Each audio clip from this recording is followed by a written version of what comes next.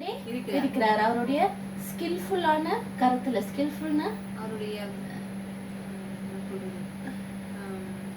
ஸ்கில்ஃபுல்லான கருத்துல வந்துட்டு நம்மளே வணைகிற தேவனாக இருக்கிறார் என்று நம்ம பார்க்கிறோம். அப்ப இந்த நாளிலும் ஆண்டவர் நம்மளை வந்துட்டு எப்படி நம்மளை வந்துட்டு அவர் எப்படி நம்மளை வந்துட்டு பயிற்சி வைக்கிறார்.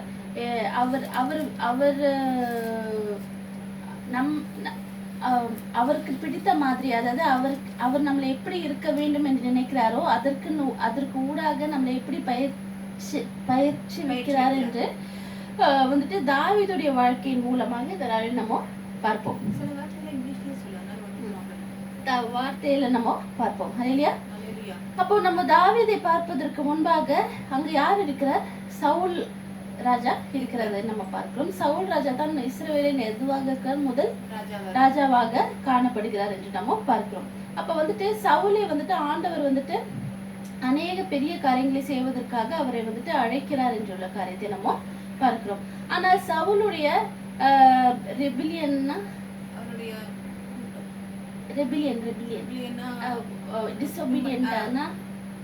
அவருடைய என்னது இது தமிழ்ல தெரியாதுன்னா டிசோபீடியன்ட்னா என்னது? அவருடைய கீழ்ப்படியாமை நிமித்தம் என்ன செய்கிறார்? ஆண்டவர் வந்துட்டு அவரை ராஜாவாக இருக்கிறத விட அவர் ராஜாவாக அவர் இல்லாமல் அவரை தள்ளி அவருக்கு அடுத்ததாக யாரை கொண்டு வருகிறார் என்று நம்ம பார்க்கிறோம். தாவீதை அவர் கொண்டு வருகிறார் என்று நம்ம பார்க்கிறோம். அப்போ தாவீதை வந்துட்டு சாமுவேல் வந்துட்டு என்ன செய்கிறார்? அபிஷேகம் செய்ய அடுத்த ராஜாவாக அபிஷேகம் செய்கிறார் என்று நம்ம பார்க்கிறோம். ஆனாலும் அந்த அபிஷேகம் செய்யப்பட்டு கொஞ்ச நாளைக்கு வந்துட்டு உடனே அவர் ராஜாவாகல. என்ன செய்கிறார்? ஒரு கொஞ்சம் பீரியட் வந்துட்டு சவுலே வந்துட்டு இன்னுமே வந்துட்டு அவருடைய அந்த அதிகாரத்துல இருப்பதற்கு ஆண்டவர் வந்துட்டு அனுமதிக்கிறார் என்று நம்ம பார்க்கிறோம். ஏன்னா தாவீதை வந்துட்டு ஆண்டவர் முற்றிலுமாக அவரை வந்துட்டு பயிற்சி வச்சு அவரை தயாரிப்பதற்கு அந்த நேரத்தை எடுத்து கொள்கிறார் என்று நம்ம பார்க்கிறோம். அப்ப அந்த நேரத்து வரைக்கும் என்ன செய்கிறார்? சவுல் வந்துட்டு காணப்படுகிறார். ஆனால் சவுலும் எப்படி இருக்கிறாரு? அவர் வந்துட்டு மிகவும் கடினமாக அதே மாதிரி கீழ்ப்படியாமை உள்ள காரியம் வந்துட்டு இன்னும் நிலைத்து கொண்டிருக்கிறதாக காணப்பட்டது நிமித்தமானவர் என்ன செய்கிறார்? அவருடைய பரிசுத்த ஆவியானவரை அவரிடத்துல இருந்து எடுத்து போடுகிறார் என்று நம்ம பார்க்கிறோம். 1 சாமுவேல் 16:14 வாசிப்போம். 16:14.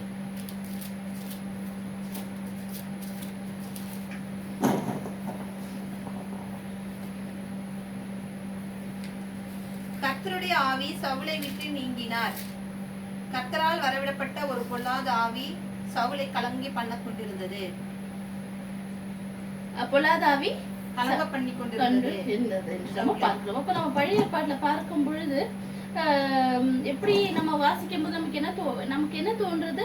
அந்த ஆண்டவர் வந்துட்டு அவர்கிட்ட இருந்து பரிசுத்த ஆவியை எடுத்து விட்டு பொல்லாத ஆவியை கொடுக்கிறார் என்றுள்ள காரியத்தை நம்ம நினைக்கிறோம். ஆனால் ஆண்டவர் வந்துட்டு பொல்லாத ஆவியை தருகிற தேவன் அல்ல. ஆனால் அங்க என்ன நடக்கிறது? பரிசுத்த ஆவியானவரை எடுத்து விடும் பொழுது என்ன அங்க காணப்படுகிறது? வெற்றிடம் காணப்படும் பொழுது அப்ப பொல்லாத ஆவி யார்கிட்ட இருந்து வருகிறது? சாத்தானானவன் இடத்திலிருந்து வருகிறது. அதற்குடைய இடத்தை கொடுப்பதற்கு யாது? ஆண்டவராகி ஆண்டவர் வந்துட்டு இடத்தை கொடுக்கறதுனால அந்த அசுத்தாவி வந்துட்டு உள்ள வந்துட்டு காணப்படுகிறது என்று நம்ம குடியிருக்கிறது என்று காரியத்தை நம்ம பார்க்கிறோம். அப்போ ஆனால் ஆண்டவர் வந்துட்டு எவ்விதமான ஒரு அசுத்தாவி காணப்பட்டாலும் அவருடைய சித்தம் நிறைவேறுவதற்கு அதையுமே வந்துட்டு உபயோகிக்கிற தேவனாக இருக்கிறார் என்று நம்ம பார்க்கிறோம். அப்போ இந்த அசுத்தாவி வந்துட்டு சவுலுக்குள்ள வரும் பொழுது என்னெல்லாம் அவர் வந்துட்டு என்ன காரியங்கள் எல்லாம் என்ன விதமான பிரச்சனைகள் எல்லாம் சவுலுக்கு உண்டானது என்று பார்ப்போம். அந்த 16:14 வந்துட்டு என்ன போட்டிருந்தது? கர்த்தரால் வரவிடப்பட்ட ஒரு பொல்லாத ஆவி அவனை கலங்க பண்ணி கொண்டிருந்தது. அவ்வளவுதான் போட்டிருக்கா? இல்ல, கர்த்தருடைய ஆவி சவுலை விட்டு நீக்கினார். கர்த்தரால் விடப்பட்ட ஒரு பொல்லாத ஆவி அவனை கலங்க பண்ணி கொண்டிருந்தது. ஓகே, இங்கிலீஷ்ல வந்துட்டு எப்படி போட்டிருக்குதுன்னா டிப்ரெஷன் அண்ட் ஃபியர். அது வந்துட்டு பயம், கலக்கமும் பயமும் வந்துட்டு காணப்பட்டது என்று நம்ம பார்க்கிறோம். அடுத்தது 18ஆம் அதிகாரத்துல 10-11 வாசிப்போம். மறுநாளிலே தேவனால் விடப்பட்ட பொல்லாத ஆவி சவுலின் மேல் இறங்கிற்று. அவன் வீட்டிற்குள்ளே தீர்க்க தரிசனம் சொல்லிக் கொண்டிருந்தார். அப்பொழுது தாவீது தினந்தோறும் செய்கின்றபடி தன் கையினால் சுரமண்டலத்தை வாசித்துக் கொண்டிருந்தார். சவுலின் கையிலே ஈட்டி இருந்தது. அப்பொழுது சவுல் தாவீதை சுவரோடு சேர்த்து உருவ குத்தி போடுவேன் என்று ஈட்டியை தாவீதின் மேல் எறிந்தார். ஆனாலும் தாவீது விலகி 2 தரம் அவருக்கு தப்பினார். அப்ப வந்துட்டு அந்த அசுத்தாவி வரும் பொழுது முதலாவது என்னது, ஒரு திகிலும் பயமும் அவனுக்குள்ள ஏற்படுகிற அந்த அசுத்தாவியினால ஏற்படுகிற காரியத்தை பார்த்தோம்.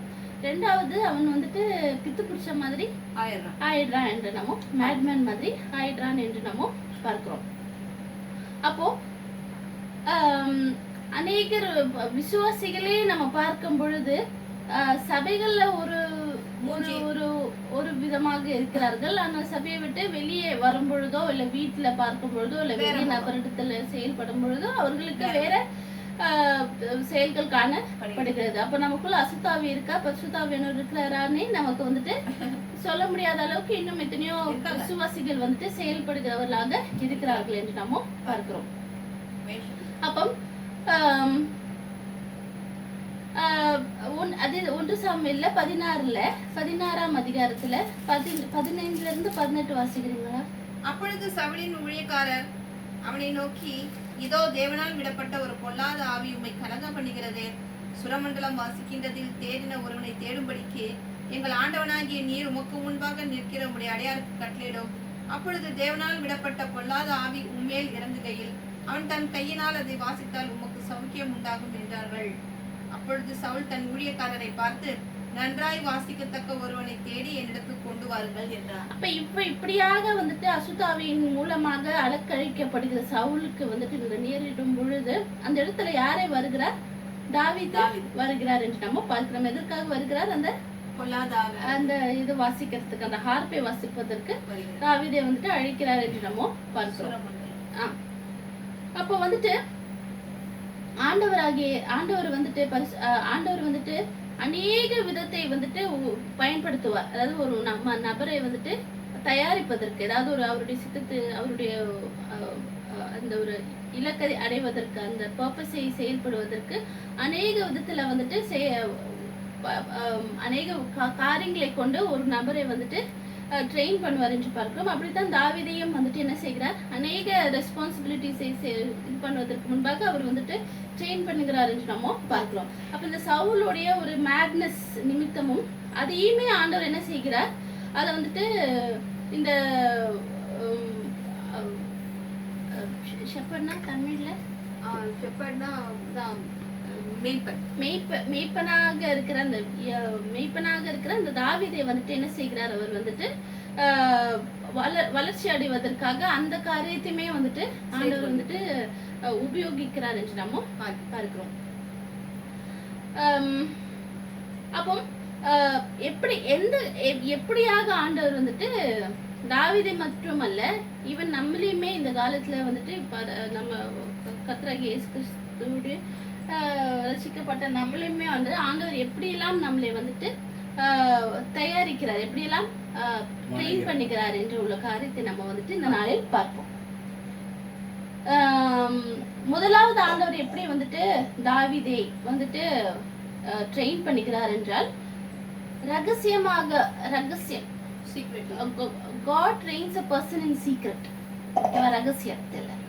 அப்போ வந்துட்டு சாமுவேல் வந்துட்டு ஜெஸ்ஸியோட வீட்டுக்கு சென்று இந்த மாதிரி உங்கள ஒரு பையனை வந்துட்டு நான் அபிஷேகம் பண்ணணும், கூட்டிட்டு வாங்கன்னு சொல்லும்போது எல்லா பசங்களும் வரும்போது தாவீது எல்லாருக்கும் தெரியும் தாவீது இல்லை. அப்போ தாவீது எங்க காணப்பட்டார்? வந்துட்டு அவர் வந்துட்டு வயல்வெளியில அந்த ஆடுகளை மேய்ப்பதற்கு காணப்பட்டார். ஈவன் சவுலுடைய அந்த பேய் ஓட்டுவதற்கு அல்ல இது பண்றதுக்கு அந்த சுரமண்டலத்தை வாசிப்பதற்கு கூட்டிட்டு வாங்கன்னு சொல்லும் போது அவர் வருவதற்கு முன்பாக எங்க இருந்தாருன்னா அங்கேயுமே வந்துட்டு அவர் வந்துட்டு ஆடுகளை பார்த்து கொண்டிருந்த வேலையில காணப்பட்டார் என்று நம்ம பார்க்கிறோம். 1 சாமுவேல் 16:19 வாசிப்போம். 19. அப்பொழுது சவுல் ஈசாயின் இடத்தில் ஆட்களை அனுப்பி ஆட்டு மந்தையில் இருக்கிற உன் குமாரனை தாவீதை என்னிடத்தில் அனுப்பு என்று சொல்லிட்டான். அப்போ இங்க இங்கிலீஷ் எப்படி போட்டிருக்குன்னா send me your son David who is with the sheep. அப்ப வந்துட்டு தாவீது வந்துட்டு என்ன செய்கிறார்? எப்பொழுதுமே யார் கூட இருக்கிறார்? ஷீப்புங்க கூட ஷீப்புக்கும் கொடுத்தால் இருக்கிறார் என்று நம்ம பார்க்கிறோம். அப்போ இந்த ஒரு அந்த ஒரு அதைத்தான் வந்துட்டு என்னது சீக்ரெட் பிளேஸ் ஆக இருக்கிறது என்று நம்ம பார்க்கிறோம். அந்த இடத்துல தான் ஆண்டவர் என்ன செய்கிறார்? தாவீதை வந்துட்டு அவர் வந்துட்டு அநேக காரியத்துல வந்துட்டு அவரை ட்ரெயின் பண்ணுகிறார் என்ற ஒரு காரியத்தை நம்ம பார்க்கிறோம். இப்போ தாவீதை பார்க்கும்போது அந்த இடத்துல இப்ப இந்த ஷீப்பை வந்துட்டு இது பண்ணிட்டு டென்ட் பண்ணிட்டு இருக்கும்போது அங்க நிறைய நபர்கள் இருக்க மாட்டாங்க. மேபி தாவீதும் இந்த ஆடுகள் மட்டும் தான் காணப்பட்டிருப்பார்கள், வேற யாருமே இருந்திருக்க மாட்டாங்க. அப்ப அவர் வந்துட்டு நாட்கள் மேல் நாட்கள் ஆகும், நாட்கள் டே பை டே வந்துட்டு என்ன செய்கிறார்? அவர் தனிமையில தான் வந்துட்டு அவர் செயல்படுகிறார் என்ற ஒரு காரியத்தை பார்க்கிறோம். அவர் தனிமையாக இருக்கிறார், அவர் வந்துட்டு அன்அக்னாலேஜ்டாக இருக்கிறார். யாருமே அவருமே இது பண்ணிருக்க மாட்டாங்க, அப்ரிஷியேட் பண்ணிருக்க மாட்டாங்க. அவரோட வேலைகளை வந்துட்டு பார்த்து நீ நல்லா செய்யறன்னு யாருமே சொல்லியிருக்க மாட்டாங்க என்று நம்ம பார்க்கிறோம். அப்போ டே பை டே வந்துட்டு அவர் என்ன செய்கிறாரு? யூதேயா ஹில்ல வந்துட்டு அவர் என்ன செய்கிறார்? ஆடுகளை மேய்க்கிறவராக அவர் இருக்கிறார். ஆனால் அந்த ஒரு இடத்துல தான் அவர் என்ன செய்கிறார்? பெரிய பெரிய இடங்கள்ல கூட கத்துக்க முடியாத அநேக காரியத்தை ஆண்டவர் வந்துட்டு தாவீதுக்கு வந்துட்டு அநேக காரியங்களாக அவரை வந்துட்டு கத்துக் கொடுத்து அவரை ட்ரெயின் பண்ணிக்கிறார் என்ற ஒரு காரியத்தை நம்ம பார்க்கிறோம். அங்கதான் தாவீது ராஜா என்ன எழுதுகிறார்? சங்கீதம் 23 எழுதுகிறார். சங்கீதம் 23:1-3 வாசிப்போம். கர்த்தர் என் மேய்ப்பராக இருக்கிறார், நான் தாழ்ச்சி அடையேன். அவர் என்னை புல்லுள்ள இடங்களில் மேய்த்து அமர்ந்த தண்ணீர்கள் அண்டையில் என்னை கொண்டு போய் விடுகிறார். அவர் என் ஆத்துமாவை தேற்றி தம்முடைய நாமத்தின் நிமித்தம் என்னை நீதியின் பாதைகளில் நடத்துகிறார் என்று. அப்போ அவர் வந்துட்டு அந்த ஒரு தனிமையில தான் என்ன செய்கிறார்? இந்த காரியங்கள் எல்லாம் அவர் வந்துட்டு எழுதுகிறார் என்ற ஒரு காரியத்தை நம்ம பார்க்கிறோம். அப்போ இந்த ஒரு தனிமையில இந்த ஒரு இந்த ரகசியத்துல தான் ஆண்டவர் என்ன செய்கிறார்? தாவீதை மாத்திரமல்ல யாருக்குமே இருந்தாலுமே அந்த ஒரு தனிமையில இருக்கும் பொழுது தான் ஆண்டவர் என்ன செய்கிறார்? ஒரு நபரை வந்துட்டு ட்ரெயின் பண்ணுகிறார். மற்றவர்கள் கண்களுக்கு முன்பாக கொண்டு வந்து உயர்த்துவதற்கு முன்பாகவோ இல்ல அவர்களை கொண்டு பெரிய காரியங்களை செய்வதற்கு முன்பாகவோ ஆண்டவர் வந்துட்டு என்ன செய்கிறார்? அந்த மாதிரியான ஒரு இடத்துல தான் அவர் வந்துட்டு அவர்களுடைய பிள்ளைகளை தயாரிக்கிறார் என்று நம்ம பண்கிறார், மோல்ட் பண்ணுகிறார் என்று நம்ம பார்க்கிறோம். இப்போ எலியாவை நம்ம பார்க்கும் பொழுது அந்த கர்மேல் பர்வதத்துல வந்துட்டு அது பெரிய ஒரு அந்த பெரிய ஒரு அந்த அதிசயத்தை செய்வதற்கு முன்பாக வந்துட்டு அவர் முதலாவது எங்க ட்ரெயின் பண்ணப்பட்டார்? கிரியத்து நதி அண்டையில வந்துட்டு அவர் வந்துட்டு எலியாவை வந்துட்டு என்ன செய்கிறார்? ட்ரெயின் பண்ணுகிறார் என்று நம்ம பார்க்கிறோம். எலிஷாவை வந்துட்டு ஒரு ப்ராஃபிட்டாக எடுத்து செயல்படுவதற்கு முன்பாக என்ன செய்கிறார்? எலிஜா இடத்துல வந்துட்டு எலிஜா கிட்ட தான் அவர் என்னவாக இருக்கிறார்? வேலைக்காரராக இருந்து அதன் மூலமாக அவரை ட்ரெயின் பண்ணுகிறார் என்று நம்ம பார்க்கிறோம். மோசே எடுத்துக்கிட்டா கூட மோசே இஸ்ரேலை வந்துட்டு விடுவிப்பதற்கு வருவதற்கு முன்பாக 40 வருஷம் இல்ல 4 decades என்ன செய்கிறார்? யாரோட மந்தையை பார்த்து கொண்டிருந்தார்? எத்தரோட மந்தையை பார்த்து கொண்டு இருந்தார். ஏன் இயேசு கிறிஸ்துவே வந்துட்டு அவர் வந்துட்டு இஸ்ரவேல் ஜனங்களுக்காக அவர் வந்துட்டு அநேக காரியங்களை செய்வதற்கு முன்பாக இல்ல அவருடைய அந்த பணியை தொடங்குவதற்கு முன்பாக அவர் 30 வருடம் என்னவாக இருந்தார்? தச்சனாக இருந்தார். இதெல்லாம் வந்துட்டு என்னவாக இருக்கிறது? ஒரு ட்ரைனிங் பீரியடாக காணப்படுகிறது. இந்த ஒரு சீக்ரெட்டான ஒரு இடத்துல தான் வந்துட்டு என்ன செய்யப்படுகிறார்கள்? ஆண்டவர் வந்துட்டு அநேக காரியங்களை செய்கிறவராக இருக்கிறார் என்று நம்ம பார்க்கிறோம். அதே தேவன் தான் நம்மளையுமே வந்துட்டு என்ன செய்கிறார்? நம்மளை ட்ரெயின் பண்ணுகிற தேவனாக இருக்கிறார் என்று நம்ம பார்க்கிறோம். நம்ம வந்துட்டு எவ்வளவுதான் செயல்பட்டாலும் யாரும் நம்மளை பார்க்கவில்லையே, இல்ல நம்ம செய்கிறது யாருக்கும் தெரியலையே, இல்ல அப்படியான நம்ம காரியங்கள் நம்ம நினைக்கலாம். ஆனால் யாருமே பார்க்கலனாலும் யார் பார்க்கிறவராக இருக்கிறார்? தேவன் நம்மளை பார்க்கிறவராக இருக்கிறார். இப்ப இந்த தாவீது வந்துட்டு மந்தையை நல்லாக மேய்க்கிறாங்களா இல்லையான்னு உள்ளது அவங்க பெற்றோர்களே பார்த்திருக்க மாட்டார்கள், இல்ல அவங்க கூட பிறந்தவர்கள் பார்த்திருக்க மாட்டாங்க. ஆனால் ஆண்டவர் பார்த்து இவரை வந்துட்டு இஸ்ரவேல் ஜனங்களுக்கு அதிபதியாக இருப்பதற்கு ஒரு சிறந்த மனிதன் என்று வந்துட்டு யார் பார்த்தது? ஆண்டவர் தான் பார்த்தார் என்று நம்ம பார்க்கிறோம். அப்போ இந்த உலகத்துல மனிதர்கள் நம்மளை பார்க்க தவறி விட்டாலும் நம்ம வந்துட்டு கன்சர்ன் ஆக வேண்டியது என்னவாக இருக்கிறது? ஆண்டவர் நம்மளை பார்க்க தவறி விட கூடாது. அப்படியாக நம்மளுடைய நம்மளுடைய செயல்கள் காணப்பட வேண்டும் என்று நம்ம பார்க்கிறோம். அப்ப அந்த தனிமையை நம்ம விரும்புகிறவர்களாக இருக்க வேண்டும்.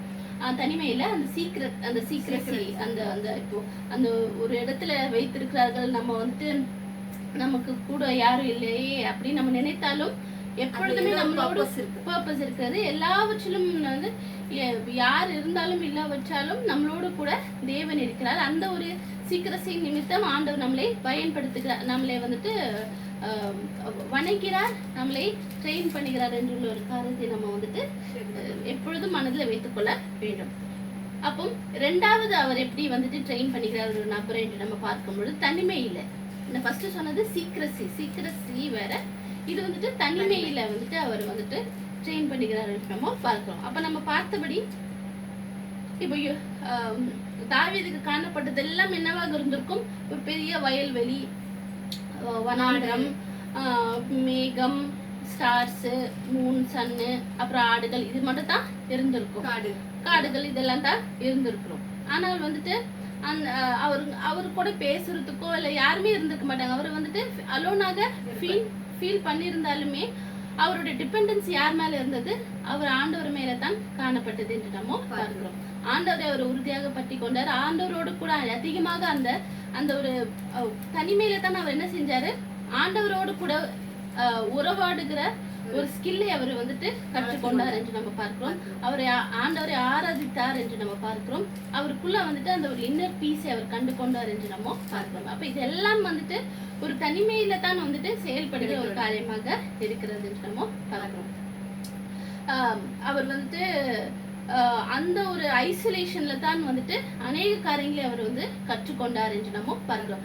இப்பத்திய காலத்துல நம்ம பார்க்கும்போது தனிமையில இருக்கிறதுக்கு நம்ம விருப்பப்படுகிறது இல்லை என்று நம்ம தனிமையா இருக்கிற மாதிரி இருந்தா உடனே நம்ம என்ன செய்கிறோம்? ஏதாவது ஒரு விதத்துல என்கேஜ்டாக இருக்கணும்ன்றதுக்காக என்னென்னலாம் நம்ம செஞ்சுட்டு இருக்கோம். ஏதாவது ஒரு படம் பார்க்கறதோ இல்ல வேலைகளை செய்வதோ இல்ல ஏதாவது நம்ம காரியங்களை செயல்படுத்து அந்த ஒரு தனிமையை நம்ம வந்துட்டு விரும்ப மாட்டேங்கிறோம் என்று நம்ம பார்க்கிறோம். அதனால அந்த தனிமையில தான் என்ன செயல் நம்மளுடைய ஆன்மா வந்துட்டு எப்படியாக இருக்கிறது?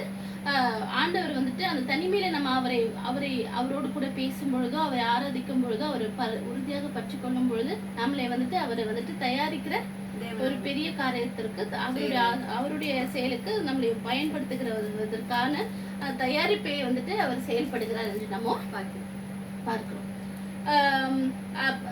சங்கீதம் 23 அவர் எழுதினபடியே சங்கீதம் 139 வந்துட்டு தாவீது ராஜா வந்துட்டு எழுதுகிறார். அதுல 7 to 14 வசிக்கலாம். உம்முடைய ஆவிக்கு மறைவாக எங்கே போவேன்? உம்முடைய சமூகத்தை விட்டு எங்கே ஓடுவேன்? நான் வானத்துக்கு ஏறினாலும் நீர் அங்கே இருக்கிறீர். நான் பாதாளத்தில் படுக்கை போட்டாலும் நீர் அங்கேயும் இருக்கிறீர். நான் விடியற் காலத்து செட்டைகளை எடுத்து சமுத்திரத்தின் கடையாந்திரங்களில் போய் தங்கினாலும் அங்கேயும் உமது கரம் என்னை நடத்தும், உமது வலது கரம் என்னை பிடிக்கும். அப்போ இப்படியாக வந்துட்டு காணப்படுகிற அந்த ஒரு லோன்லினஸ், அந்த ஒரு அவர் காணப்படுகிற அதுல வந்துட்டு என்னத்தான் அவர் தனிமையில இருந்தாலும் அங்க அவர் எதை கண்டு கொண்டார்? ஆண்டவர் தான் அவருடைய கம்பேனியனாக இருக்கிறார் என்ற ஒரு காரியத்தை வந்துட்டு கண்டு கொண்டார் என்று நாம பார்க்கிறோம். அதுதான் அவர் வந்துட்டு உறுதியாக பற்றி கொண்டு இருக்கிறார் என்று நம்ம பார்க்கிறோம். அப்போ இப்ப நான் சொன்னபடி நம்ம வந்துட்டு அநேக நேரத்துல நம்ம என்ன செய்கிறோம்? அந்த தனிமையை விரும்புவது இல்லை என்று நம்ம பார்க்கிறோம். ஆனால் இந்த தனிமையில தான் வந்துட்டு அநேக காரியங்களை அவர் செய்கிறவராக இருக்கிறார். எப்பொழுதும் மனிதர்கள் நம்மளோடு கூட இருப்பார்கள். மனிதர்கள் கூட இருந்தால்தான் நமக்கு வந்துட்டு அந்த ஒரு என்ன சொல்றது நல்லா இருக்கும் அப்படின்னு இருக்கும் நம்ம நினைக்கிறோம். ஆனால் உண்மையாவே நம்மளுடைய ஆன்மாவோ நம்மளுடைய எதுவாகவே இருந்தாலுமே நமக்கு ரைட்டான கம்பெனின்னு சொல்லும் பொழுது யாராக இருக்கிறார்? ஆண்டவராகிய இயேசு கிறிஸ்து தான் இருக்கிறார் என்று நம்ம பார்க்கிறோம். அப்போ நான் வந்துட்டு தாவீதை போல வந்துட்டு அவர் வந்துட்டு இவ்வளவு காரியங்கள் 139 அவர் சங்கீதம் எத்தனையோ எழுதியிருக்காரு. இதுக்கெல்லாம் எழுதுவதற்கு ஞானத்தை யார் தந்தா? ஆண்டவர். அந்த ஒரு ஸ்கில் எப்படி டெவலப் ஆனது? அவர் அந்த தனிமையில இருக்கும் பொழுது ஆண்டவரோட கூட பேசும் பொழுது அப்படித்தான் அவருக்கு அந்த காரியங்கள் எல்லாம் ஏற்பட்டது என்று நம்ம பார்க்கிறோம். அப்போ முதலாவது என்ன பார்த்தோம்? ஆண்டவர் வந்துட்டு எப்படி ட்ரெயின் பண்ணிக்கிறார்? சீக்ரெட்ல ட்ரெயின் பண்ணிக்கிறார். ரெண்டாவது தனிமையில ட்ரெயின் பண்ணிக்கிறார். மூன்றாவது அவர் எப்படி ட்ரெயின் பண்ணிக்கிறார் என்று பார்க்கும் பொழுது சேம்னஸ் சொல்லும் பொழுது ஒரே மாதிரி சேம்னஸ் சொல்லும் பொழுது தாவீது ராஜோட ஒரு மெஜாரிட்டி லைஃப் எதுவாக இருந்தது? அவர் என்ன செய்கிறவராக இருந்தார்? ஆடுகளை மேய்க்கிறவராக தான் அவர் இருந்தார். 1 சாமுவேல் 16 பார்க்கும் பொழுது, வாசிக்க வேண்டாம், 1 சாமுவேல் 16 பார்க்கும் பொழுது 99% வந்துட்டு தாவீது எங்க காணப்பட்டாருன்னு சொல்லும் பொழுது அந்த வனாந்திரத்துல ஆடுகளை மேய்க்கிறவராக தான் அவரு காணப்பட்டார் என்று நம்ம பார்க்கிறோம். அப்புறம் வந்துட்டு தாவீது வந்துட்டு அந்த அரண்மனைக்கு போகும்பொழுது அந்த வீணையை வாசிப்பதற்கா சுரமண்டலத்துக்கு வாசிப்பதற்கு அவர் வந்துட்டு சவுல் ராஜா கிட்ட அங்க எத்தனை வருஷம் இருந்தாரு? 7 வருஷம் இருந்த பொழுதிலும் அவர் அது ஒரு பார்ட் டைம் ஜாபாக தான் அவருக்கு அது இருந்தது. அவர் அதை செய்து அவர் அது இல்லாமலே என்ன செய்து கொண்டிருந்தார்? அவர் வந்துட்டு மந்தைகளை மேய்த்து கொண்டு தான் இருந்தார் என்று நம்ம பார்க்கிறோம். 1 சாமுவேல் 17:15 வாசிப்போம். 1 சாமுவேல் 17:15. தாவீது சவுலை விட்டு திரும்பி போய் பெத்லகேமில் இருக்கிற தன் தகப்பனுடைய ஆடுகளை மேய்த்து கொண்டிருந்தார். அப்போ இங்கிலீஷ்ல எப்படி போட்டிருக்குன்னா, but David went back and forth from Saul to tend his father's sheep.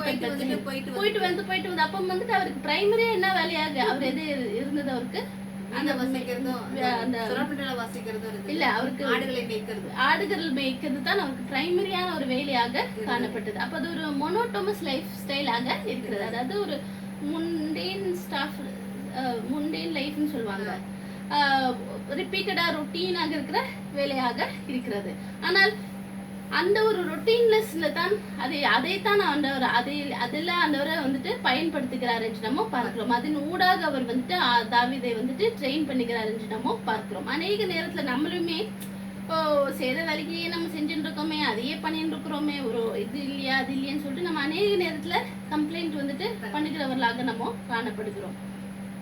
ஆனால் அந்த ரொட்டீனஸ்ல தான் ஆண்டவர் அநேக காரியங்களை வெளிப்படுத்துகிறவராக இருக்கிறார். அந்த ரொட்டீனஸ்ல தான் வந்துட்டு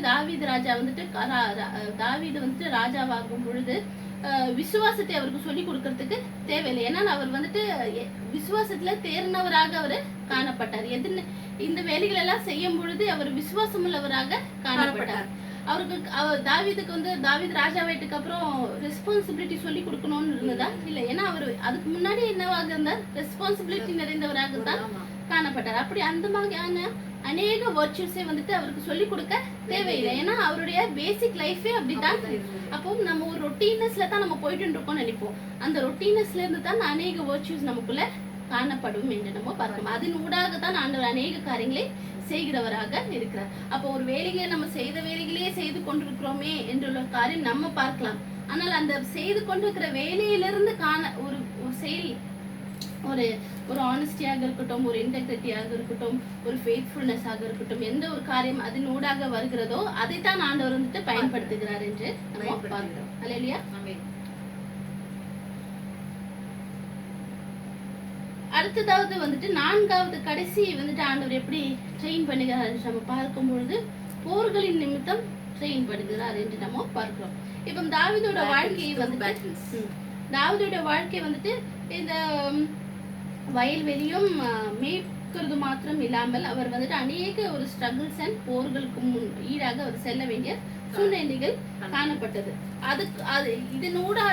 இதெல்லாம் தான் அவரை வந்துட்டு ராஜாவாவதற்கு ட்ரெயின் பண்ணப்பட்டார் என்று நம்ம பார்க்கிறோம். 1 சாமுவேல் 17:34-37 நம்ம வாசிப்போம். தாவீது சவுலை பார்த்து, உம்முடைய அடையான் என் தகப்பனுடைய ஆடுகளை மேய்த்து கொண்டிருக்கின்ற போது ஒரு விசை சிங்கமும் ஒரு விசை ஒரு கரடியும் வந்து மந்தையில் இருக்கிற ஒரு ஆட்டை பிடித்துக் கொண்டது. நான் அதை தொடர்ந்து போய் அதை அடித்து அதன் வாய்க்கு தப்பிவித்தேன். அது என் மேல் பாய்ந்த போது நான் அதன் தாடியை பிடித்து அதை அடித்து கொன்று போட்டேன். அந்த சிங்கத்தையும் அந்த கரடியையும் உடைய அடியானாகிய நான் கொன்றேன். விருத்த சேதனமில்லாத இந்த பெலிஸ்தனும் அவைகளில் ஒன்றை போலத்தான் இருப்பான். அவன் ஜீவனுள்ள தேவனுடைய சேனைகளை தானே. அப்ப வந்துட்டு அதுல என்ன, அவர் வந்துட்டு அந்த வயல்வெளியில இருக்கும் போது யார் கூட சண்டை போட்டாரு? சிங்க கரடி கூட அவர் வந்துட்டு சண்டை போட்டாரு என்று நம்ம பார்க்கிறோம். அது மட்டும் இன்றி அவர் வந்துட்டு யார்கிட்ட வந்துட்டு அடுத்ததாவது இது நிமித்தம் யார் மூலமாக அவர் வந்து சண்டை போட்டார்? கோலியாத்துக்கிட்டே வந்துட்டு அவரு சண்டை போட்டார் என்று நம்ம பார்க்கிறோம். அப்ப இது எல்லாம் இப்போ இது இதெல்லாம் வந்துட்டு என்னது ஆண்டவர் அந்த ஒரு இதுல அவரை வந்துட்டு ட்ரெயின் பண்ணி மூலமாக தான் அவர் வந்து ஒரு சிங்கத்தோட ராஜா சண்டை வந்து போடணும்னா எவ்வளவு பலம் வேணும். ஆமா. அப்ப வந்து கோலியாத்து கூட அவரு சண்டை போடுகிறார் என்று நம்ம பார்க்கிறோம். இப்போ இந்த கோலியாத்து கூட சண்டை போடும் பொழுதிலும் வந்துட்டு என்ன காணப்பட்டது, அவருடைய பிரதர்ஸும் சரி சவுலும் சரி அவர் மேல என்ன காணப்பட்டது, ஒரு காய்மக்காரம் காணப்பட்டது நம்ம பார்க்கிறோம். அப்புறம் வந்துட்டு 7 வருஷம் தாவீது வந்துட்டு சவுலோட பேலஸ்ல இருக்கும் பொழுதிலும் சவுல் வந்துட்டு அவனை வந்துட்டு வெறுத்தாரு, அவனை கொல்வதற்கு அநேக காரியங்களை செய்தார். ஏன் அவருடைய மகன் அப்சலோமே வந்துட்டு என்ன செய்ய பார்ப்பாரு, அவங்க அப்பாவை கொல்வதற்கு இப்படியான ஒரு காரியம் வந்துட்டு தாவீது வந்துட்டு அப்படியாக ஒரு பேட்டிலுக்கு அப்புறம் ஒரு பேட்டில் ஒரு கஷ்டத்துக்கு அப்புறம் ஒரு கஷ்டம் சொல்லிட்டு அவர் வந்துட்டு வாழ்க்கை முழுசும் கஷ்டம் நிறைந்தவராக இருந்திருக்கலாம். ஆனாலும் அவரோடு கூட யார் இருந்தார், ஆண்டவர் இந்த ஒரு காலத்திலுமே அவரை வந்துட்டு கைவிடவே விடவில்லை என்று நம்ம பார்க்கிறோம். அவருடைய கரத்தை வந்துட்டு உறுதியாக தேவன் பற்றி கொண்டார் என்று நம்ம பார்க்கிறோம். அப்போ 2 கொரிந்தியர் 4:16-17 வாசிப்போம். 2 கொரிந்தியர் 4:16-17. அவர்கள் கர்த்தரிடத்தில் மனம் திரும்பும் போது அந்த முக்காடு 16:16 2 Corinthians 4:16-17. அவர்கள் கர்த்தர் இடத்தில் மனம் திரும்பும் போது அந்த முக்காடு எடுபட்டு போகும். கர்த்தரே ஆவியானவர், கர்த்தருடைய ஆவி எங்கே உண்டோ அங்கே விடுதலையும் உண்டு. நாம் எல்லாரும் திருந்த முகமாய் கர்த்தருடைய மகிமையை கண்ணாடியில் காண்கிறது போல. இல்ல therefore we do not lose heart. வர 14:4. கர்த்தராகிய இயேசுவை எழுப்பினவர் 16 ஆனபடியினாலே நாங்கள் சோர்ந்து போகின்றதில்லை. எங்கள் புறம்பான மனுஷனானது அழிந்தும் உள்ளான மனுஷனானது நாளுக்கு நாள் புதிதாக்கப்படுகிறது. அப்போ நம்ம வந்துட்டு ஆண்டவரை நம்ம வந்து பின்பற்றினால் கூட நம்ம வந்துட்டு என்ன நமக்கு கஷ்டங்கள், ஆண்டவரை பின்பற்றினா கஷ்டமே இருக்காதுன்னு ஆண்டவர் சொன்னாரா? அப்படி சொல்லவே இல்லையே. நீங்க என்ன பின்பற்றீங்கன்னா நீங்க காரும் பங்களா வீடு காசு எது பத்தி நீங்க கவலைப்பட வேண்டாம் அப்படின்னு ஆண்டவர் சொல்லல. என்னோட கூட சிலுவையை எடுத்து பின்பற்றி வா. அது சிலுவையை எடுத்து பின்பற்றும் போது கஷ்டம் நிறைந்ததாகத்தான் காணப்படும். ஆனால் நம்மளோடு கூட யார் இருப்பா, தேவனாகிய இயேசு கிறிஸ்து நம்மளோடு கூட இருக்கிறவராக அவர் இருக்கிறார் என்று நம்ம பார்க்கிறோம். அப்போ எவ்வளவு கஷ்டங்கள் நிமித்தம் நம்ம வந்துட்டு ஊடாக சென்றாலும் நம்மளோடு கூட யார் இருக்கிறார், நம்மளோட வெளிப்புறமான மனிதன், வெளிப்புறமான இந்த சரீரம் வந்துட்டு நாளுக்கு நாள் அழிந்தாலும் உள்ளான மனிதன் நாளுக்கு நாள் புதிதாக்கப்படுகிறார். அந்த புதிதாக்கப்படுகிறது எப்படி புதிதாக்கப்படுகிறது, எப்படி அதாவது நம்ம தனிமையிலும் நம்மளுடைய காரியங்களிலும் நம்மளுடைய அந்த ருட்டீன் லைஃப்லயும் நம்ம வந்துட்டு எல்லா காரியத்திலும் நம்ம வந்துட்டு ஆண்டவரை உறுதியாக பற்றி கொண்டு அவரோடு கூட பேசுகிறவர்களாக அவரோடு இணைந்து செல்கிறவர்களாக அவரை ஆராதிப்பவர்களாக எல்லாவற்றிலும் இருக்கிறவர்களாக நம்ம காணப்பட வேண்டும். அப்போ இப்படியான கஷ்டங்கள் நிமித்தமும் ஆண்டவர் வந்துட்டு என்ன சொல்ல விரும்புகிறார், நமக்கு என்ன கற்பித்துக் கொடுக்க விரும்புகிறார் என்று பார்க்கும் பொழுது பொறுமை, விசுவாசம், அவர் மீது காணப்படுகிற அந்த டிபெண்டன்சி வந்துட்டு நமக்கு கற்றுக்கொள்ள அவர் விரும்புகிறார் என்று நம்ம பார்க்கிறோம். சங்கீதம் 23:4-6 என்ன சொல்லிக்கிறார் தாவீது ராஜா? நான் மரண இருளின் பள்ளத்தாக்கில் நடந்தாலும் பொல்லாப்புக்கு பயப்படேன். தேவரீர் என்னோடு கூட இருக்கிறீர். உமது கோலும் உமது தடியும் என்னை தேற்றும். என் சத்துருக்களுக்கு முன்பாக நீர் எனக்கு ஒரு பந்தியை ஆயத்தப்படுத்தி என் தலையை எண்ணெயால் அபிஷேகம் பண்ணுகின்றீர். என் பாத்திரம் நிரம்பி வடிகிறது. அப்போ தாவீது ராஜாவுடைய வாழ்க்கையில நம்ம பார்க்கும்பொழுது அவரை வந்துட்டு அநேக கஷ்டம், அவர் ராஜா வானதுக்கு அப்புறமும் அநேக கஷ்டங்களும் அநேக போராட்டங்கள் நிறைந்தவராகத்தான் இருந்தார். ஆனால் கடைசி வரைக்கும் அவர் வந்துட்டு யாரை உறுதியாக பற்றிக்கொள்ள, அவர் பாவம் செய்து தவறி விழும் பொழுதிலும் அவர் மீண்டுமாக வந்துட்டு யாரை உறுதியாக பற்றி கொண்டார், கர்த்தரை வந்துட்டு அவர் உறுதியாக பற்றி கொண்டார். அப்ப நம்மளும் நம்மளுடைய வாழ்க்கையில அநேக விதமான ட்ரையல்ஸ் வரும்பொழுது நம்ம வந்துட்டு என்ன செய்து விடுகிறோம், அப்செட் ஆகி விடுகிறோம், ஆண்டவரையே நம்ம வந்துட்டு குற்றம் சொல்கிறவர்களாக செயல்படுகிறோம் என்று பார்க்கிறோம். ஆனால் அப்படி இராமல் நம்மளுடைய கஷ்டத்து நிமித்தமும் நம்ம வந்துட்டு நமக்கு வந்துட்டு அந்த ஒரு right attitude and right response வந்துட்டு காணப்பட வேண்டும் என்று நம்ம பார்க்கிறோம். நம்ம விசுவாசமாக இருக்கும் பொழுது அது அந்த விவிதமான கஷ்டங்கள் இருந்தாலும் அதன் ஊடாக நம்மளை வந்துட்டு வழி நடத்துவார் என்று நம்ம பார்க்கிறோம். அப்போ ரோமர் 8:28 வாசிப்போம். அன்றியும் அவருடைய தீர்மானத்தின்படி அழைக்கப்பட்டவர்களாய் தேவனிடத்தில் அன்புக்குரியவர்களுக்கு சகலமும் நன்மைக்கு ஏதுவாக நடக்கிறது. சகலமும் நன்மைக்கு ஏதுவாக நடக்கிறது. அப்போ பவுல் ராஜா வந்துட்டு எல்லாமே நல்லதாக இருக்க போகுது அப்படின்னு பவுல் ராஜா சொல்லல. அதாவது கஷ்டமோ நஷ்டமோ எதுவாக இருந்தாலுமே எல்லாவற்றிலுமே நன்மையாக ஆண்டவர் அதை நமக்கு மாற்றி தருகிறவராக இருக்கிறார் என்று நம்ம பார்க்கிறோம். அப்போ தாவீதை ஆண்டவர் வந்துட்டு எப்படி ட்ரெயின் பண்ணுகிறாரோ அப்படித்தான் நம்ம ஒவ்வொருவரையுமே இப்பொழுதுமே இந்த பிரசன்டாகவுமே நம்மளை வந்துட்டு ட்ரெயின் பண்ணுகிறவராக இருக்கிறார் என்று நம்ம பார்க்கிறோம். அவர் வந்துட்டு அந்த சீக்கிரசில நம்மளை ட்ரெயின் பண்ணுகிறார், தனிமையில ட்ரெயின் பண்ணுகிறார், அந்த சேம்னஸ்ல நம்மளை ட்ரெயின் பண்ணுகிறார், கடைசியாக பேட்டில்ஸ் மூலமாக நம்மளை ட்ரெயின் பண்ணுகிறார் என்று நம்ம பார்க்கிறோம். அப்போ எவ்விதமான சூழ்நிலையின் நிமித்தம் நம்ம நடந்தாலும் நம்ம நினைத்துக் கொள்ள வேண்டிய ஒரு காரியம் எதுவாக இருக்கிறது, ஆண்டவர் நம்மளை வந்துட்டு அவரோட குயவனோட கையில இருக்கும்போது நம்ம எதற்குமே பயப்பட வேண்டாம். அவருடைய கருத்துல நம்மளை முற்றிலுமாக அர்ப்பணிக்கும் பொழுது அவருக்கு சித்தமான விதத்துல நம்ம ஒரு பாத்திரத்தை வந்துட்டு ஒரு